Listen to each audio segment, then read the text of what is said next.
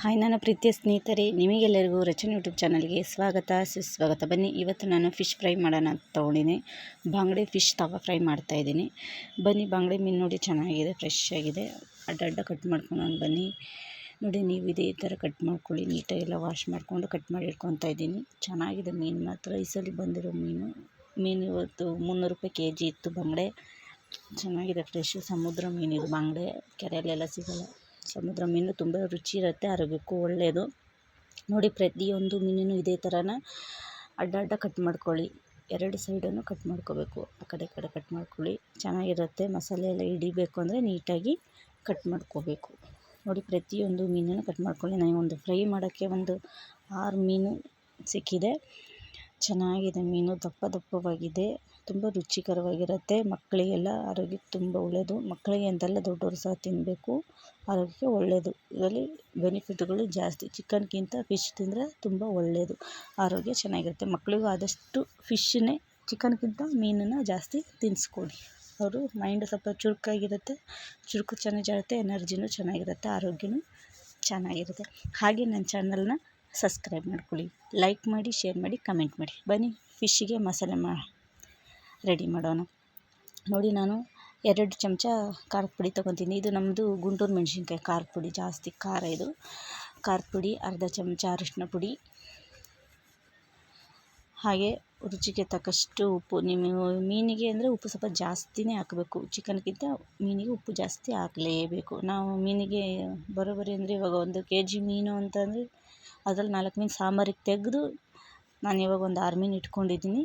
ಇವಾಗ 2-2.5 ಚಮಚ ಹಾಕ್ಕೊತಾ ಇದ್ದೀನಿ. ಉಪ್ಪು ಜಾಸ್ತಿನೇ ಬೇಕು. ಉಪ್ಪು ನೋಡಿ, 1 ನಿಂಬೆಹಣ್ಣು ಎತ್ಕೊಂಡಿದ್ದೀನಿ. ಚಿಕನ್ ಸಾಂಬಾರಿಗೆ ಚಿಕನಿಗೆ ಅರ್ಧ ಚಮಚ ಉಪ್ಪು ಸಾಕಾಗುತ್ತೆ, ಕಬಾಬ್ಗೆಲ್ಲ ಮಾಡೋದಕ್ಕೆ. ಆದರೆ ಫಿಶ್ ಫ್ರೈಗೆಲ್ಲ ಉಪ್ಪು ಜಾಸ್ತಿ ಬೇಕಂದರೆ ಮೀನಿಗೆ ಉಪ್ಪು ಜಾಸ್ತಿ ಹಿಡಿದ್ರೆ ಚೆನ್ನಾಗಿರುತ್ತೆ ರುಚಿ. ಉಪ್ಪು, ಹುಳಿ, ಖಾರ ಹಿಡಿದ್ರೆ. ನೋಡಿ, ಸ್ವಲ್ಪ ಕಾರ್ನ್ಫ್ಲವರ್ ಹಾಕ್ಕೊತಾ ಇದ್ದೀನಿ. ನಿಮ್ಮ ಮನೇಲಿ ಗುಂಟೂರು ಬ್ಯಾಡಗೆ ಮೆಣಸಿನ್ಕಾಯಿ ಪುಡಿ ಮಾಡಿಸಿದ್ರೆ ಕಾರ್ನ್ಫ್ಲವರ್ ಹಾಕ್ಕೊಳಕ್ಕೆ ಹೋಗಬೇಡಿ. ಯಾಕಂದರೆ ಗುಂಟೂರು ಬ್ಯಾಡಗೆ ಸೇರಿಸಿ ಮಾಡಿಸಿದ್ರೆ ಅದು ಖಾರ ಜಾಸ್ತಿ ಇರೋದಿಲ್ಲ. ನಂದು ಇದು ಬ್ಯಾಡಗೆ ಅಲ್ಲ, ಗುಂಟೂರಾಗಿರೋದ್ರಿಂದ ಖಾರ ಜಾಸ್ತಿ. ಅದಕ್ಕೆ ನಾನು ಕಾರ್ನ್ಫ್ಲವರ್ ಮಿಕ್ಸ್ ಮಾಡ್ಕೊತೀನಿ. 1 ಚಮಚ ಎಣ್ಣೆ ಹಾಕ್ಕೊಂಡಿದ್ದೀನಿ. ಎಣ್ಣೆ ಏನಕ್ಕೆ ಅಂದರೆ ನಮ್ಮದು ಇವಾಗ ಫಿಶ್ಶಿಗೆ ಮಸಾಲೆ ಹಚ್ಚಿದಾಗ ಕೈ ಒಂದು ಉರಿ ಬರುತ್ತೆ, ಅದು ಉರಿ ಬರಲ್ಲ. ನೋಡಿ, 1 ನಿಂಬೆಹಣ್ಣು ತೋರಿಸಿದ್ನಲ್ಲ, ಆ ನಿಂಬೆಹಣ್ಣು ಹಿಂಡ್ಕೊಂಡು ಮಿಕ್ಸ್ ಮಾಡ್ಕೊತೀನಿ. ಇದಕ್ಕೇನು ಜಾಸ್ತಿ ಮಸಾಲೆ ಏನು ಬೇಡ, ಸಾಕು. 1 4 ಮಸಾಲೆ ತುಂಬ ರುಚಿಯಾಗಿರುತ್ತೆ, ತುಂಬ ರುಚಿಯಾಗಿ ಬರುತ್ತೆ. ಎಷ್ಟು ರುಚಿ ಇರುತ್ತೆ ಅಂದರೆ ನೀವು ಮಾಡ್ಕೊಂಡು ತಿಂದು ನೋಡಿ, ಗೊತ್ತಾಗುತ್ತೆ ನಿಮಗೆ ಅದೆಷ್ಟು ರುಚಿ ಇರುತ್ತೆ. ನಾವು ಶುಂಠಿ ಬೆಳ್ಳುಳ್ಳಿ ಪೇಸ್ಟ್ ಹಾಕಿ ಫಿಶ್ ಫ್ರೈ ಮಾಡೋ ರುಚಿನೇ ಬೇರೆ, ಈ ಥರ ಮಾಡೋ ರುಚಿನೇ ಬೇರೆ. ಆದಷ್ಟು ಜಾಸ್ತಿ ಇಷ್ಟಪಡೋದು ಇದೇ. ನಮ್ಮ ಮನೇಲಂತೂ ಈ ಥರ ಮಾಡೋದನ್ನೇ ತುಂಬ ಇಷ್ಟಪಡ್ತಾರೆ, ಯಾಕಂದರೆ ತುಂಬ ಚೆನ್ನಾಗಿರುತ್ತೆ. ಹಾಗೆ ಸ್ವಲ್ಪ ನೀರು ಹಾಕ್ಕೊಂಡು ಕಲಿಸ್ಕೊತಿದ್ದೀನಿ. ಫೈನ್ ಪೇಸ್ಟಾಗಿ ಸ್ವಲ್ಪ ದಪ್ಪದಾಗಿ ಪೇಸ್ಟ್ ಮಾಡ್ಕೊಳ್ಳೋಂಗೆ, ಮೀನು ಮೇಲೆ ಹಚ್ಚೋದಕ್ಕೆ ಬರೋಷ್ಟು ಪೇಸ್ಟ್ ಮಾಡ್ಕೊತಾ ಇದ್ದೀನಿ. ಹಾಗೆ ನನ್ನ ಚಾನಲ್ನ ಸಬ್ಸ್ಕ್ರೈಬ್ ಮಾಡ್ಕೊಳ್ಳಿ, ಪ್ಲೀಸ್ ಸಬ್ಸ್ಕ್ರೈಬ್ ಮಾಡ್ಕೊಳ್ಳಿ. ನೀವು ಸಬ್ಸ್ಕ್ರೈಬ್ ಮಾಡ್ಕೊಂಡಾಗ ನಾನು ಹಾಕೋಂಥ ಪ್ರತಿಯೊಂದು ವೀಡಿಯೋ ಬಂದು ನಿಮಗೆ ಮೊದಲು ತಲುಪುತ್ತೆ. ಮತ್ತು ನೋಡಿ, ನೀಟಾಗೆಲ್ಲ ಹಚ್ಚಿ ಕ್ಲೀನಾಗಿ ಕಲಸಿಟ್ಕೊಂಡಿದ್ದೀನಿ. ನೋಡಿ, ಕಟ್ ಮಾಡಿದ್ನಲ್ಲ ಅದರೊಳಗೆಲ್ಲ ತುಂಬ್ತಾಯಿದ್ದೀನಿ.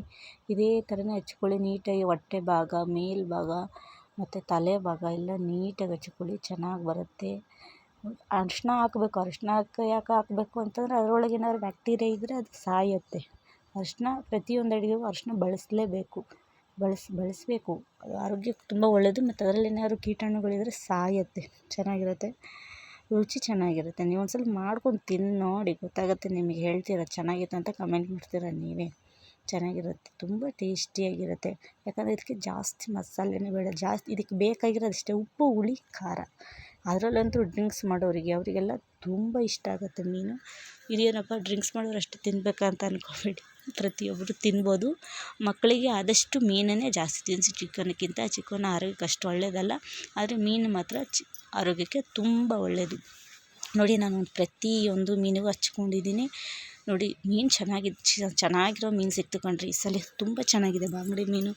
ನಮ್ಮ ಮನೆಯವ್ರಿಗೆ ಬಾಂಗಡೆ ತಾರಲೆ ಬಂದರೆ ಹೇಳ್ತಾನೆ ಇರ್ತೀನಿ, ರೇಟು ಜಾಸ್ತಿ ಆದರೂ ಪರವಾಗಿಲ್ಲ ತೊಗೊಂಬನ್ನಿ ಅಂತ. ಯಾಕಂದರೆ ಕಮ್ಮಿ ರೇಟಿಗೆ ಸಿಗೋದಂದರೆ ಅದೇನೇ ಸಮುದ್ರ ಮೀನುಗಳು.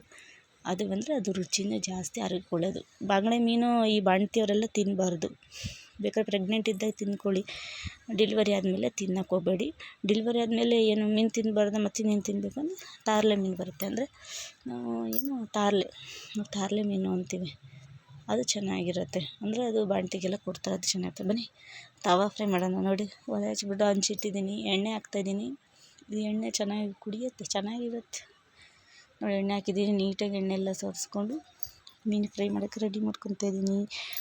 ಮೀನನ್ನ ಮಸಾಲೆ ಹಚ್ಚಿ ನಾನು ಬರೋಬ್ಬರಿ ಒಂದು 5 ಅವರ್ ಇಟ್ಟಿದ್ದೆ. ಉಪ್ಪು ಖಾರ ಎಲ್ಲ ಹುಳಿ ಚೆನ್ನಾಗಿ ಹಿಡಿಬೇಕು. 5 ಅವರ್ ಆದಮೇಲೆ ನಾನು ಫ್ರೈ ಮಾಡೋಕ್ಕೆ ತೆಗೆದು ಇವಾಗ ಫ್ರೈ ಮಾಡ್ತಿರೋದು. ನಾನು ಬೆಳಗ್ಗೆ ಹಚ್ಚಿದ್ದು ಇವಾಗ ಸಾಯಂಕಾಲಕ್ಕೆ ಫ್ರೈ ಮಾಡ್ತಾಯಿದ್ದೀನಿ. ನೀವು ಅಷ್ಟೇ ಹಚ್ಚಿದ ತಕ್ಷಣವೇ ಫ್ರೈ ಮಾಡಿದ್ರೆ ಅದು ಉಪ್ಪು ಖಾರ ಏನೂ ಹಿಡಿಯಲ್ಲ.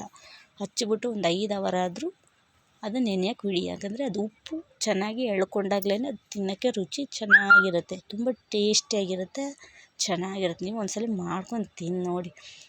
ಅದು ಹೇಳ್ತಿದ್ರೇ ಬಾಯಲ್ಲಿ ನೀರು ಬರೋಂಗಾಗ್ತಿದೆ, ಅಷ್ಟು ಚೆನ್ನಾಗಿರುತ್ತೆ. ಮೀನು ತಿನ್ನೋರಿಗೆ ಗೊತ್ತಿರುತ್ತೆ ಅದ್ರ ರುಚಿ ಏನು ಅಂತ. ಒಬ್ಬೊಬ್ಬರು ತಿನ್ನೋದೇ ಇಲ್ಲ ಮೀನು. ನಾನು ಬೆಂಗಳೂರಲ್ಲಿ ನಮ್ಮ ಅಕ್ಕಪಕ್ಕದವರೆಲ್ಲ ನೋಡ್ತಾರಲ್ಲ, ನಾವು ಏನು ಮಾಡ್ತಿದ್ರೆ ನೀವು ಮೀನು ತಿಂತೀರಾ ಅಂತ ಕೇಳ್ತಾರೆ. ಅಂದರೆ ಒಬ್ಬರು ತಿನ್ನಲ್ಲ, ಅಂದರೆ ಅವರಿಗೆ ಮಾಡ್ಕೊಂಡು ತಿಂದು ಅಭ್ಯಾಸನೇ ಇರೋಲ್ಲ, ಮೀನು ಹೆಂಗೆ ತಿನ್ನಬೇಕಂತ ಗೊತ್ತಿರಲ್ಲ. ಒಬ್ಬೊಬ್ಬರು ಬೇರೆಯವರೆಲ್ಲ ಏನು ಮಾಡ್ತಾರೆ, ಮೀನು ತಲೆನೇ ಬಿಸಾಕ್ತಾರೆ. ತಲೆ ಗಿಲೆ ಎಲ್ಲ ಬಿಸಾಕ್ಬಿಡೋದು, ಆ ತಲೆನಲ್ಲೇ ಮೇನ್ ಇರೋದು. ನಾವೇನು ಮಾಡ್ತೀನಿ, ಮೀನೆಲ್ಲ ಬೇಯಿಸಾದ್ಮೇಲೆ ತಲೆ ಅಕಸ್ಮಾತ್ ಬೆಂದಿರಲ್ವಲ್ಲ, ಅದನ್ನು ಕಟ್ ಮಾಡಿಕೊಂಡು ಮತ್ತೆ ಅದನ್ನು 2 ಫೋಲ್ಡ್ ಅಗಲ ಮಾಡಿಬಿಟ್ಟು ಹಂಚಲ್ಲಿ ಬೇಯಿಸ್ತೀನಿ. ಅದು ಹೆಂಗಿರುತ್ತೆ ಗೊತ್ತಾ, ಕರ್ಮ್ ಅನ್ನೋ ಥರ ಮಾಡ್ತೀನಿ. ಮೀನಲ್ಲಿ ಮಾತ್ರ ಏನೂ ವೇಸ್ಟ್ ಆಗೋಲ್ಲ, ತುಂಬ ಚೆನ್ನಾಗಿರುತ್ತೆ. ನೀವು ಒಂದ್ಸಲ ಮಾಡ್ಕೊಂಡು ತಿಂದು ನೋಡಿ, ಎಷ್ಟು ಚೆನ್ನಾಗಿರುತ್ತೆ ಅಂದರೆ.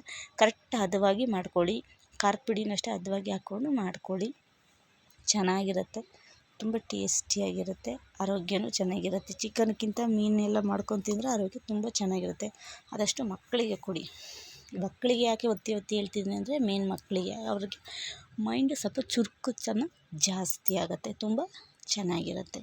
ನೋಡಿ ಫಿಶ್ ಫ್ರೈ ನಂದು ಆಲ್ಮೋಸ್ಟ್ ಆಯಿತು. ಹಬ್ಬ ಅಂದರೆ ಒಂದು ಸೈಡ್ ಬೇಯಿಸೋಕ್ಕೆ ಒಂದು 1/4 ಗಂಟೆ, ಅಂದರೆ ಸಣ್ಣ ಉರಿನಲ್ಲೇ ಬೇಯಿಸಬೇಕು.